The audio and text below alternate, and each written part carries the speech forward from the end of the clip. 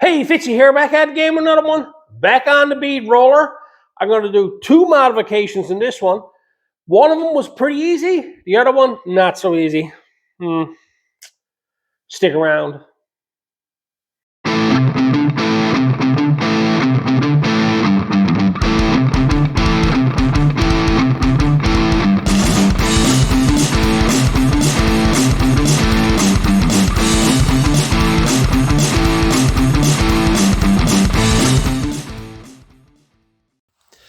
So the next modification I want to do involves this here, the going up and down of this here.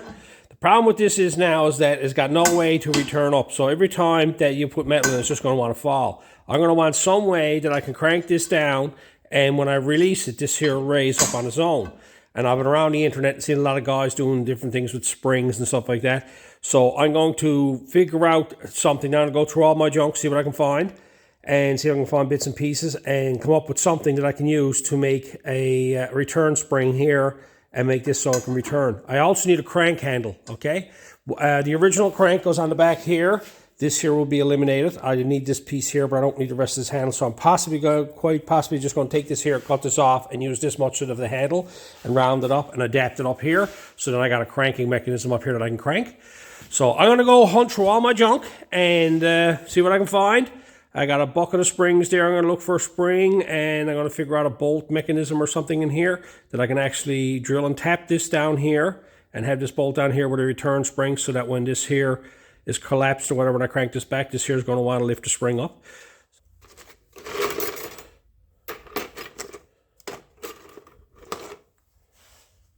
So going through my secret stash, I found a bunch of stuff. I was over here, I was looking around. That's the original nut out of the bead roller, and I figured I'd like to find the end of this here, so that it could be elephant. I would have to drill that out and have that so that rotates around. Then I found this, and I'm pretty sure it's the same thread, and it already got one on the end of it, so I can use that to push down with.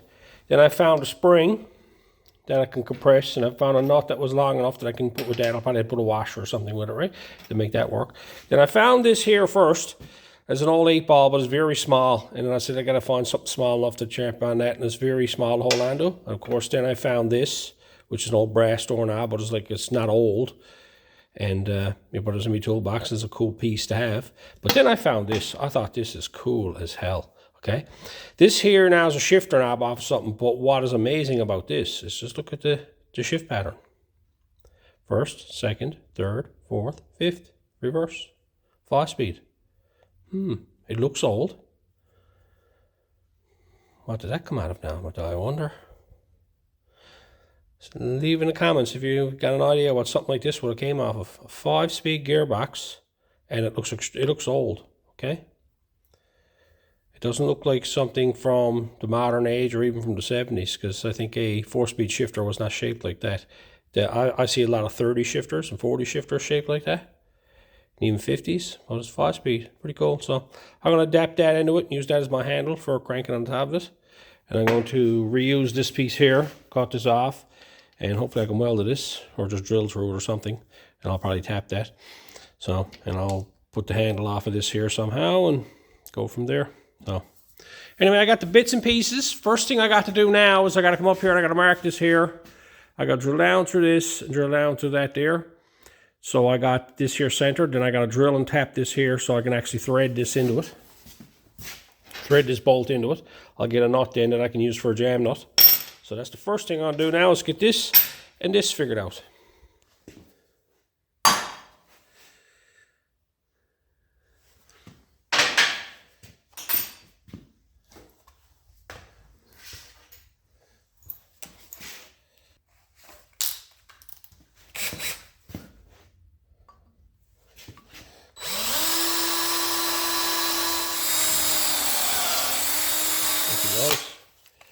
Coming through. Now let's mark the other side now.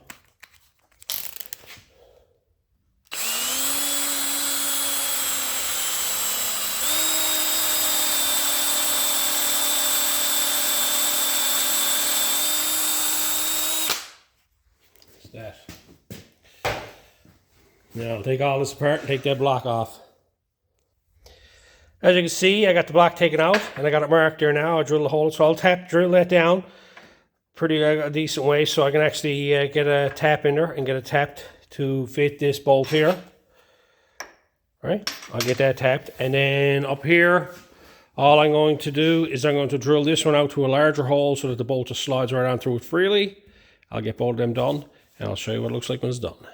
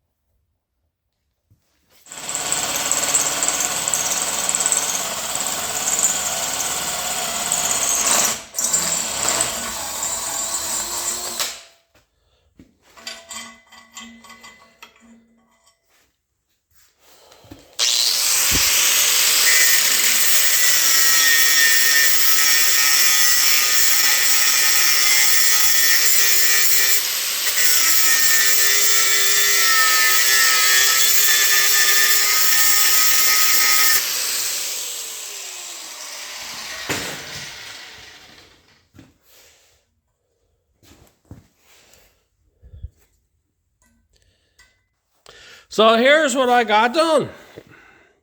It's a bit of fooling around. That's threaded down to there, and it comes up through there. The mistake I made is that I'm too close to the edge. I should have come this way a fraction more, because what ended up happening is now I can't put a lock nut down here. But what I noticed was I never threaded all the way down into this, so I just tighten this down so it goes tight, and it bottoms out into threading this here, and I don't need a lock nut. It would have been nice to have a lock nut here, but I'll have to keep an eye on it. I might put just some Loctite in there and then just tighten it up and leave it, and that should be fine. This here spring that I got here, well, I'm telling you, I was a bit of fooling around with that. What it is, it's off an old storm door. It's almost like the spring that was on a storm door. I had a couple of these. I went and used one section of this here to put a door spring in Wendy's car. And all I did is I just cut it off to the length I wanted. But the problem you got is when you cut it off to the length you want it, you're left with this going on, and the spring will never sit level. Like now you take that spring there and try to lay that down straight and it goes angle. You got to flatten the bottom of this spring out, okay? All I did was clamp the end of it, just the very tail end of it. I'll show you it on the spring now. Right here, I clamped two of them together there, and then I came over here and I heated this part of the spring right there by my thumb, where it's shiny. I heated that up blood red with just a little small torch, okay? That's all I did. And when I just let it cool naturally, when I was finished, this here laid down, I just took the grinder and grinded this flat so I had a nice flat edge. And that was how I got the spring figured out on that. Then I noticed that when I was, this wouldn't sit center on the bolt. So I needed a hat of some sort to go down over the spring that would fit over the spring, but only had a size as a 3/8 bolt to go down over, so this here will stay centered. So it didn't, it would have worked anyway, but to me it was just, I wanted to look presentable looking, okay? Wanted to have a certain look to it. So what I went and did is I went through my brake hardware bin and I come across these, okay? These here fits over the top of the spring, and what I did is I cut the end off it right here. Where's E2? He's here somewhere on the bench. Anyway, I chopped the end off them there, and then I drilled them out with a 3/8 drill. Well, use the diagram. They're pretty tricky to hold on to. I had to clamp this here in the vise like this and then try to do it all that way. But anyway, I got it done. I got that there drilled out, so the 3/8 bolt fit down it, and it had a head on it, and it'll fit down over the spring, and that kept the spring centered. So I'll take this apart now and show you what I got done. So here you have it. 3/8 bolt, a drilled out washer, and a spring that I made myself. You can see down here now, you can see the way the spring has come together. All I did is I clamped it right there, clamped two of that together there, and then I came over right here on this side here and heated this side of the spring up pretty well close to the bottom side of it right here. And all it is just weaken the spring and flatten it out so that I had a flat bottom on it again. And that way the spring will actually stand up straight on its own again. And then that there fits over the top of that there, like so. And then that bolt goes down through there, like so. And that's the extent of it. So now that I got that done, the last thing I want to do now is make a mechanism for here that'll go down here, it'll push down, that'll come up through here. What I'm going to use for that, this is the bolt that was on it, and it just used to go up tight on the bottom of it. There's an old cheap bolt. I found this little old C-clamp in it. Look how small it is, look. Okay, I never used it. It was in my toolbox. I probably picked it up with a bunch of stuff one time before. I'm going to cut this off here, and unscrew that from that there, and take this here and screw that up through here, and get it set up so that I can size up the top side. I can make a handle for it. And that way, I'll clean all this up first. That way I'll have something down here that'll actually rest on, that ball will rotate in it, and I won't be fighting with it as the way just a regular bolt was. Some people just put a piece of brass in the bottom of it, but I got this here. I'm going to use this. Took a bit of fooling around to get it in there. I had to let go of this one here on the back as well, pull it back this way so I can get the bolt. I had to let the bottom one go so I could actually clear it to go down the distance that I had to, and I screwed it up through, but I figured I'd just show you. You'd be saying, how did you get that up in there? But I got it up there. So, thing with it is now, it'll never come out of there, because once I weld something to this, that's the end of it. I figure something out for that. It'd be nice if I had some sort of nut or something I can put on that there, and then I can remove it later. Let's size up something. It's a lot of fun fooling around, trying to make do what you got kicking around. This is what I come up with, okay? I had 2 nuts left over from the original bolt, and I managed to screw them on. So now I got 2 bolts to go on here. The problem is I want to be able to take this apart, because if I weld anything at the end of this, you'll never get it apart, because these here are pressed on and the ends are rolled over. So I won't be able to get it off, but that's the way it sits in there. Very nice and level. And, oh, that was another thing too. I was sizing this up. That's not even tap straight. That was on an angle. I'm down here something else. But anyway, this is what I come up with. I got 2 nuts. That'll be jammed together tight like that. I got a sleeve here. Then I'm going to slide over that there, and that'll be welded onto the top nut. Okay? And then this nut will jam up in that. That'll be the upper part of the handle. Okay? Then I found this hood latch piece. I'll cut this section of it here off, and I'll weld that on there. Over here now, I'll drill that hole out so that this bolt here, which is quite interesting. How I know this is old too is because this is fine thread standard, okay? It's not metric, it's fine thread standard, so that is old. This here is the thread that screws up in the body of this here. And I managed to find 2 nuts to screw on it. And to make the best of it, I think they're the same size bolts that are like on a 9-inch Ford that holds the housing on. And they're the same thread as that. And I got an abundance of that old stuff kicking around here. And you can see I got everything out my bin tray, trying to find this bracket. But what I'm going to do now is I'll cut this off, and I'll weld something on the bottom of it so I can shove this up through the hole, like this here, and I can bring down this jam nut and just bring it down so far that'll give me a little bit of play that this here will be able to spin inside that there freely. So you'll be able to turn this freely inside that there. And then that way, this here will thread up inside, and this will be the lock nut that will jam it all together. And that way, you'll have it then, so you can just grab that there and hold onto the handle and rotate around. And that here will basically hold onto it, and you can rotate it like that, and it'll move within the inside that piece there. So I'm going to cut that off there now, and drill that out, and get this here cut off and figured out, and get that ready to weld on there. Well, scrap that idea. I went to try to drill this out, and it's spring steel. This stuff is brutal on drills. You wouldn't get, look at the top of the drill bit, look, started to turn blue. I didn't try to put oil and everything on it, nope. So scrap that idea.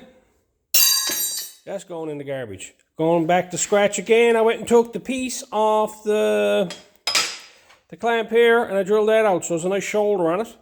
I'm going to use that now as the base for what I was going to do, and I'm just going to come off it here and go straight down. Just do a 90-degree thing. I was trying to find something that had a nice style to it or something. I'm getting over carried away with it here now. So I can weld to that there, and I can, like this here, it'll go pass up through that there. And it'll be threaded on the end of it. And then I can weld to that there, come off of that, and go down into the sleeve, which is right here. And there's welded onto the nut there. So back to square one. So I went ahead and I cut the bolt off, put the threads off the length, and I found a nut, and I drilled the center of the nut out, so it was a tight fit on that there, and then I used the drill to make sure that I had it squared up. So now all I'll do now is I'll go in here now and I'll weld all that in there and put a nice bit of welding in there, weld that solid on there, and that'll be the base for my handle.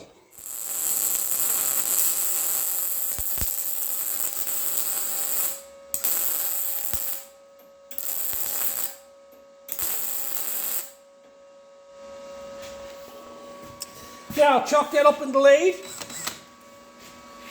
And we don't need the nut end on this here. So I'll just make it look nice. I'll round all it off.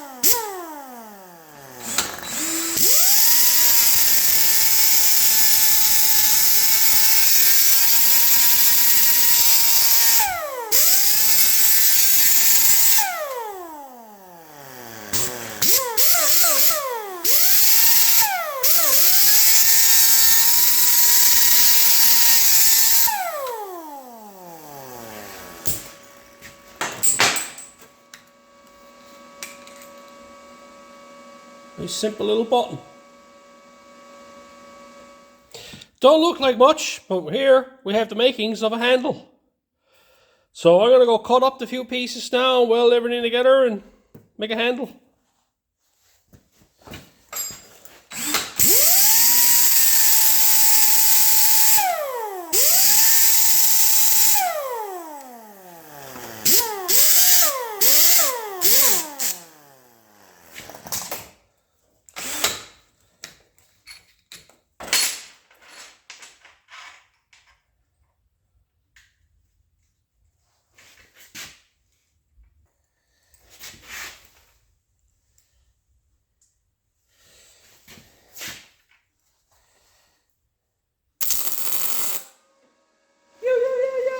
Hot on the fingers.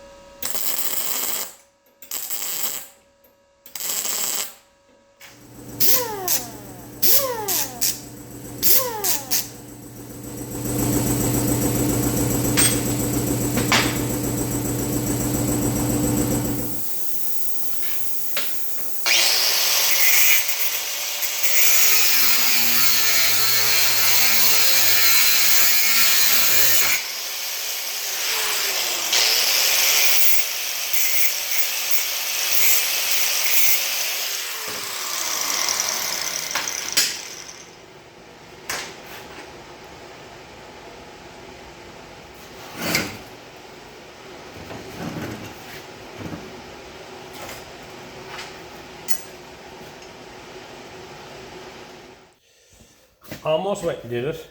Had that facing down. Ooh, I had that done wrong. Got my bit of I-beam mount. Using that to screw everything up.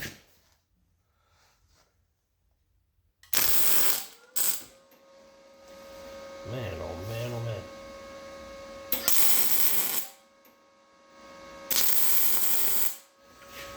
Had this laid here to go through this here so I can keep this parallel to the bench. So that I'm sitting across it. Keeps parallel to that setup there.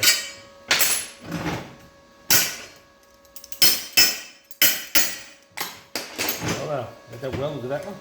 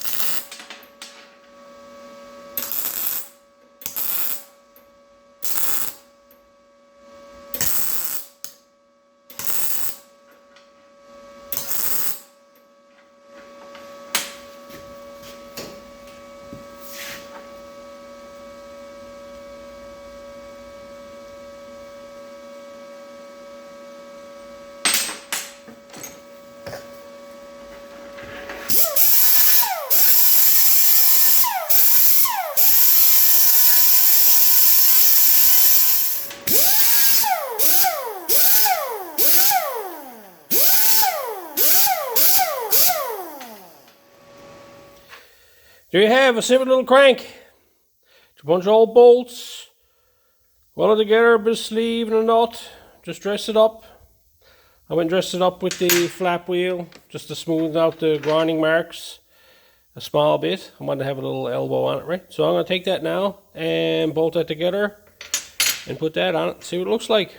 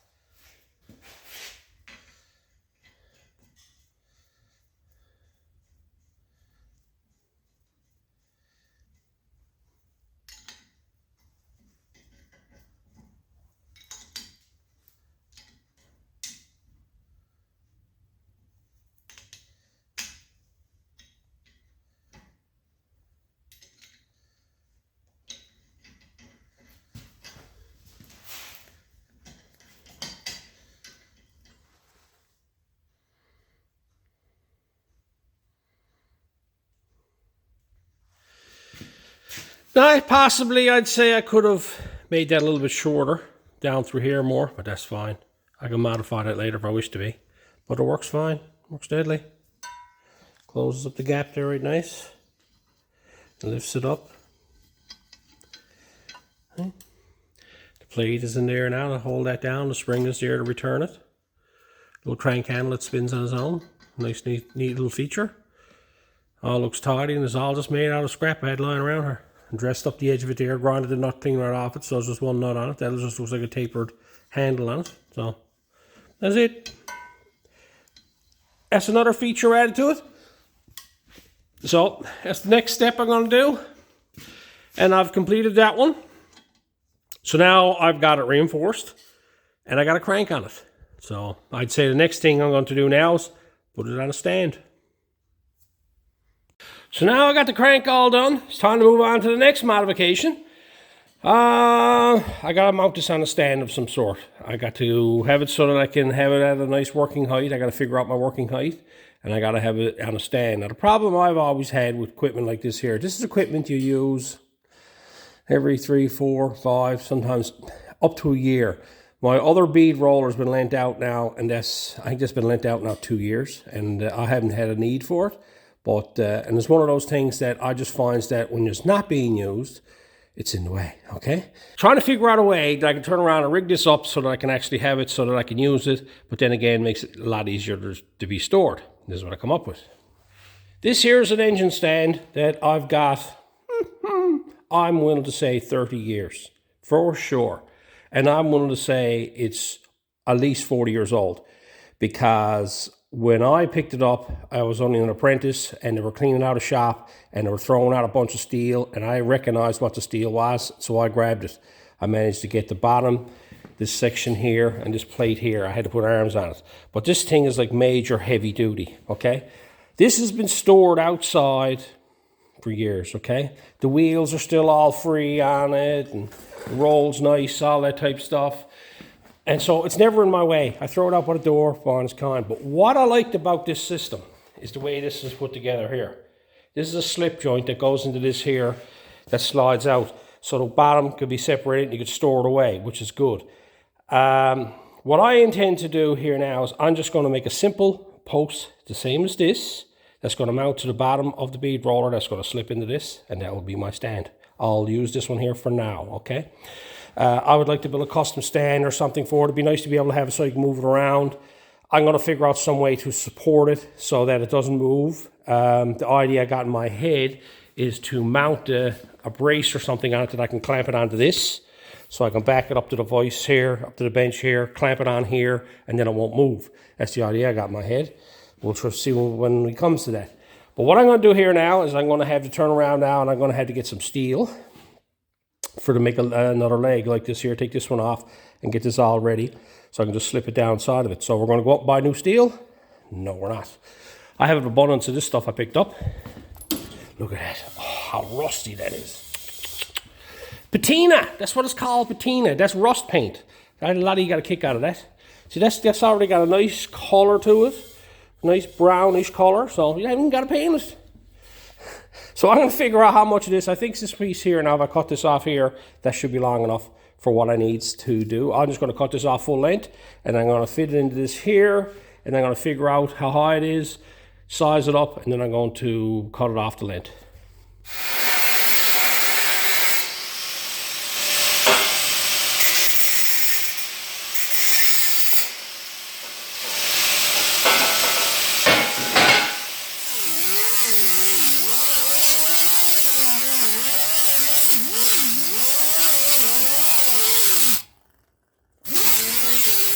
Well, you saw me. I took that out my door, grind it off. That old rusty dust is brutal on the lungs, and it's that time of year now. I got the doors all closed up here, so any grinding I'm going to do like that, I'm going to do up by the door as much as I can.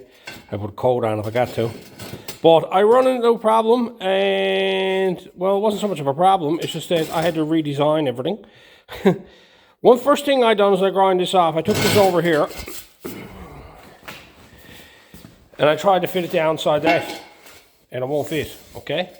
That's a 2-inch opening with a 2-inch opening. But what I never took into consideration was that this here, piece here, that was quarter wall, okay? So it got a real round edge on it. And if you look down at this here, you can see where it's rounded off, and this stuff is not, see? Then I start sizing this up, and I said, it's awful sharp, and it seemed awful light. Now it all came out of that same rack. So then I start sizing it all up. And this is what I noticed, is that these pipes here are different than these ones here. This here is a heavier stick gauge steel than this one here, okay? And that's what I started noticing. So I ended up going over and cutting another one out, right here. And you can see that one there is shaped different than this one. That's heavier than that one. Both of these came off the same rack, so I'm going to use this one instead. This is a heavier gauge. This must be like 5/16 or whatever it is. That's 1/8 there, and that's smaller than 1/8. So, and that there was too thin for that. So then I start sizing things up, so I can't fit it in that there. That other piece that I just cut out still won't fit inside that. It got to be that size. I went on the hunt looking for a piece of that, couldn't find it. I got no quarter wall, square stock around, and I'm not buying it. Anyway, I turn around and I start sizing up a few other things. Because I'm reusing this here, the problem I'm going to run into is that the bead roller is going to, when I put the stand on here, the bead roller is going to be right here, the front of the bead roller. So these legs and everything are going to be in your way. So when you're standing up in front of it, you'll be standing up into it here like this, see? And I start saying to myself, well, I can reuse this here. It doesn't hurt if I put another stand on this here similar to that. If I put one over here, come up here, just have a spot that I can slide into it. I can probably adapt an oil tray or something to it if I want to later on. It won't be in the way if I ever had to use the engine stand again. So I figured that's what I'm going to do. So I come over and I dug out some of this stuff again. This is like 2.5 by 2.5, and that's 2 inch. And so that fits inside there. Now there's a bit of a play, and that's the same stuff I used here. I'm going to cut a piece of that off. I had a piece of this stuff here that I had for my rotisserie. That's there. But by the time I cleans that up and cuts it up and whatever, I just assume leave that like it is. Put that back and start from scratch. And cut out a new piece, because I like to put 2 bolts in it to make it secure. I'm debating on whether to have this solid, though I can't have that solid. This piece here got to be solid. It'll be about that long. This pipe will fit down the side of it, and then I'll put a nut in, a jam nut in it to make it so it doesn't move around. That is my plan. So I got to go out now, clean this up, cut a piece of this off, clean this up. So I'll bring you back when I got all this cleaned up.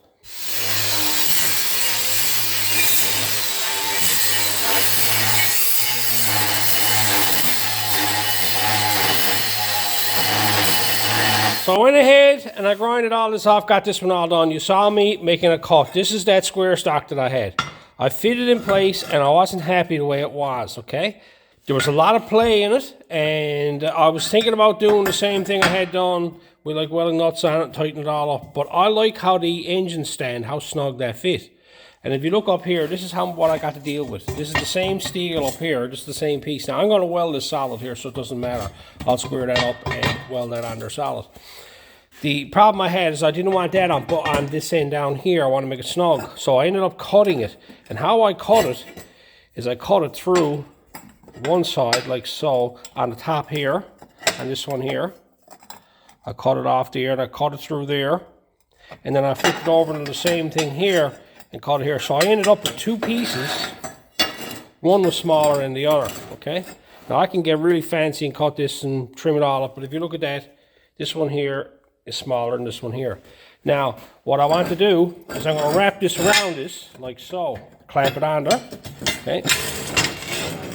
And you can see the way that sticks up. Now, I'm doing that for a reason, because I want this to overlap, like so, and I want something to weld to, okay? I want to weld this without having to put too much penetration and welding to this piece here. So this is going to stick up a bit here, and I'll have an edge right here that I can weld to, and I'll just weld that solid. I'll clamp this all in place here now. So I got it all clamped on. A few voice grips, eh? But if you look in here on the end, you can see the way I got this done. You see both corners there. What's the other one corner? There's the corner there. Right? And the way I got it overlapped, all it is, I grinded this one flat, and I grinded this one here the same size as this here. So I used this here as my buck. I clamped it onto this here and I grinded it. So this here was the same height as this. Then I just let this overlap. I could get foolish now and cut that through there. I'm afraid when I start welding this here, I'm going to weld it onto that, and I don't want to put no welding through this here. So there's a little bit of a lip there. I'm going to leave it there and I'll just weld it right along there. I was going to put a small piece of steel in there for shim, but I think any play at all, that's going to have to be a tight fit. If I got to grind it to fit and sand it and make it really fit tight, that's what I'll have to do, because I want to be able to take this apart, but when I put it together, I don't want it wobbly. And if I put a piece of metal in here to shim it up a small bit, by the time you got up to the top side of it, it's going to be a lot of movement, right? I've always noticed that about this stand here. This stand was always tight to put together, but it was always solid. There's no studs or nothing in this here. This fits down to that. It does not move. It's stationary. So I want to accomplish the same thing with this here, because the gentleman who built this here, I know who built it, is long gone, and he was a master at building stuff like this here, okay? And he made do with all the stuff. He made his own plow, he made his own tow truck, he did all these type stuff, right? And this thing is like 40 years old, and it's still like, you can use it today, and it's perfect. So it's all heavy duty, and the way he just, you know, clamped all this together with 2 pieces of angle iron, the way he overlapped them, I'm just repeating what he did, and getting so it's a nice snug fit. So I'm going to go ahead now and get that there all welded together, and then we can start fitting this piece onto the stand.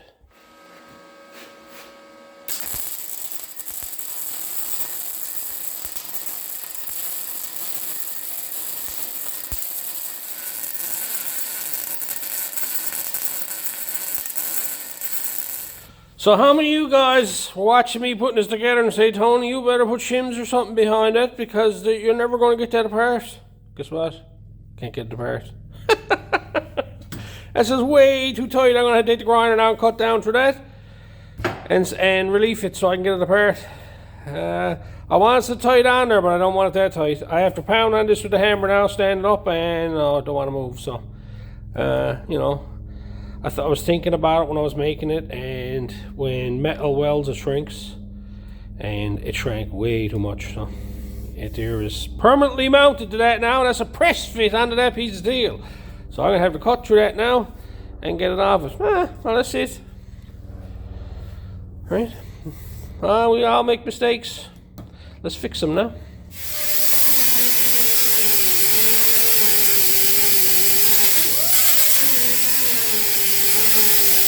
Well now, deja vu all over again.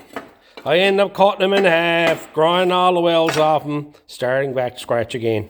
You make mistakes. Now, I got my shims. I got one for there, one for there. I'm going to clamp them on there. Clamp one piece on there, and the other side is going to lay against it. That should be enough. I hope. That'll shim. I'm only going to shim one side of it like this here, and leave the other side alone. That way the difference will be there. This is about, I think this is probably 20 gauge metal. These are just little strips that I had there. I was going to go with the 18 gauge. Maybe I should go with the 18 gauge. What do you think? Are you going to scream at the TV and go, oh, the 18, Tony? Goes the 18.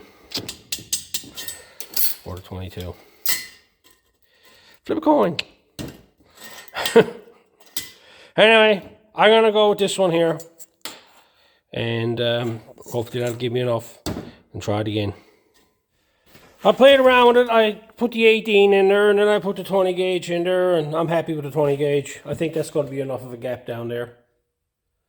Hard to see, but this should give me enough to work around that. And I got it on the inside there. Bit of a gap, hard to see, but I got it spaced here and here.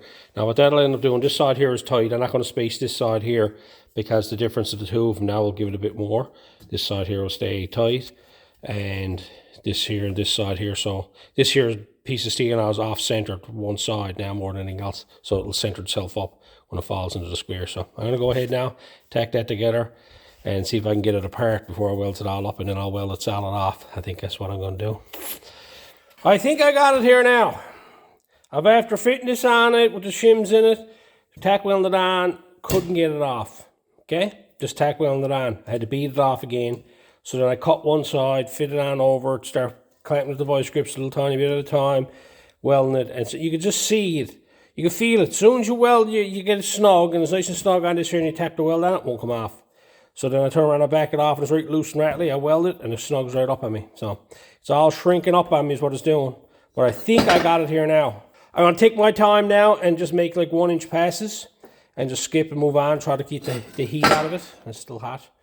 And see if, hopefully, fingers crossed, this works. I got it this time.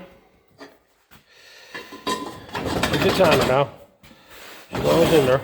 There's a little bit of play in it, so I'm going to drill a hole on the top of it and put a welding nut on the end of it, and then put a lock nut on it, a bolt on it, so just to tighten it up. I just don't want no movement on it. I tried everything. I'm going to grind all this up here now. Get this dressed up so this is ready to go to weld onto that. I'm going to get a nut and weld on, drill a hole in that, and get a nut welded on that so I can tighten that up. And then I'm just going to go ahead and get this done. I've got too much time into this now. Let's get this done.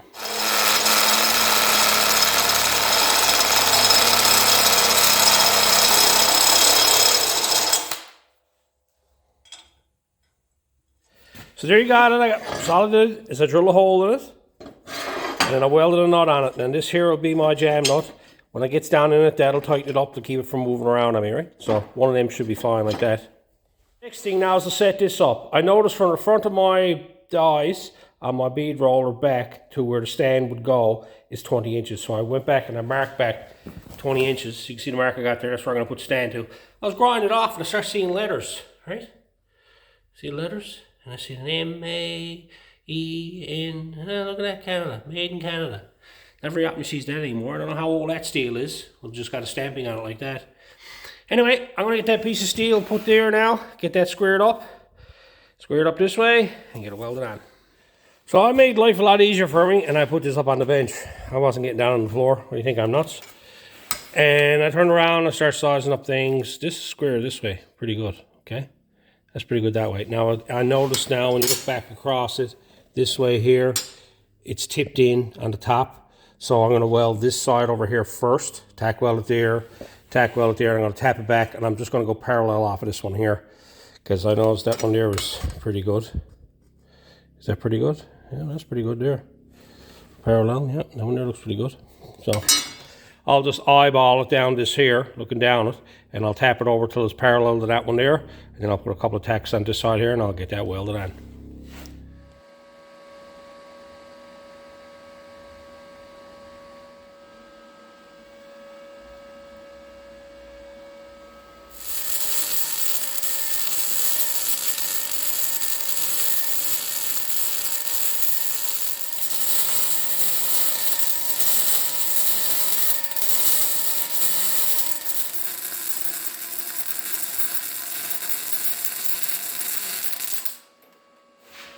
So here I am, setting this up. I just put this up inside this here and find a spot. And I've been setting it all up here, squaring this up to this here, making sure this is level, parallel to this, all that type of stuff. And it's been pretty crude what I've been using. What I got done here now, as you can see, I got it centered in the box. I got a flap steel. This here is that 16 gauge. I got a 14 gauge. I think it's 16 gauge that I got there. And that's the perfect height to bring that up so it's even on both ends. That there is done like that, and then I just leveled it this way. I took the square and squared it off the main structure of the body there. The square is set up so that when you look down this here, it looks parallel, okay? And then what I did then is I shimmed this up here, and all I used was a straight edge across this here, okay? And I had this piece here that I put there. And that was the perfect shim for there. And if I lays it down here and put this across here, as you can see, it's the perfect shim for down there. Okay? So that there now is parallel to each other. It's parallel to each other that way, and it's squared up in that there, as close as I'm going to get it. So I'm going to go ahead now and get a few tacks on that there, so I can take it apart and just start welding that solid. I'm not worried about the length overall right yet, because I want to have to adjust the height on it. I like to have this nice and high. I don't want to be bent over looking at a piece of steel trying to watch the beads. I want to have it up at a real comfortable height.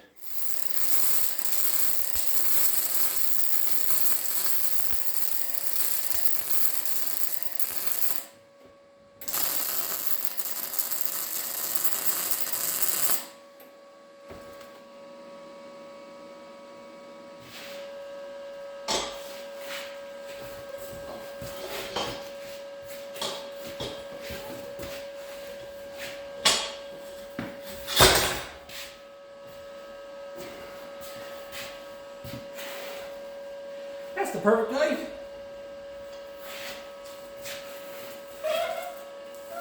So there you have it. Another modification done. Making use of a tool you already have. There's one thing about having a bunch of stands kicking around the shop, but if you got a stand that you can actually use for multiple things, I can use this now for a number of things. I've been already thinking about if I made a tray that would slip down, and that would have a drain plug in it, so when you're rotating engines over and all the old guck and oil and everything's falling out of it, it'll catch in the tray, and you can actually put a container underneath it and drain it off, right? So, you know, that's the thing you want to do if you want to do an engine stand like that. But I done it that way because I didn't want this here sticking out past or tripping up in that. So when I'm stood up in front of it, I got room to work with it. And to me, this is a really nice, comfortable height. I was hoping to have it this height. I want to be able to see my pieces when I'm feeding them through and stuff like that. I don't want to be all hunched over and do this type of thing when I'm actually doing it. I would like to be here, setting it all up, rolling through, so I can actually see it pretty good. Right around with it here, and I noticed that I don't even need a bolt in that. That is extremely sturdy there. There's nothing moving there. I can grab this here and pull on it. Nothing. Nothing, with no movement at all in that. So I'm very pleased with that. So that's my third modification. We've after turning around and reinforcing it. We got a crank handle put on it. Works deadly. And now we got it mounted to a stand. That is universal and can be used for other things. I can move this around the shop and get it out of my way. And it's pretty solid. It's pretty solid there with them wheels. They're very heavy duty wheels. I don't know what they are. but that's a heavy duty rack. And we used to put big block Chevys on this fully dressed and they'd never droop. There'd be no supports, nothing in it, and it just sit there perfectly level. And you could rotate it around. It's amazing. So it can handle this puppy. So I'm gonna leave this one here. I hope the tips were good, and until next time.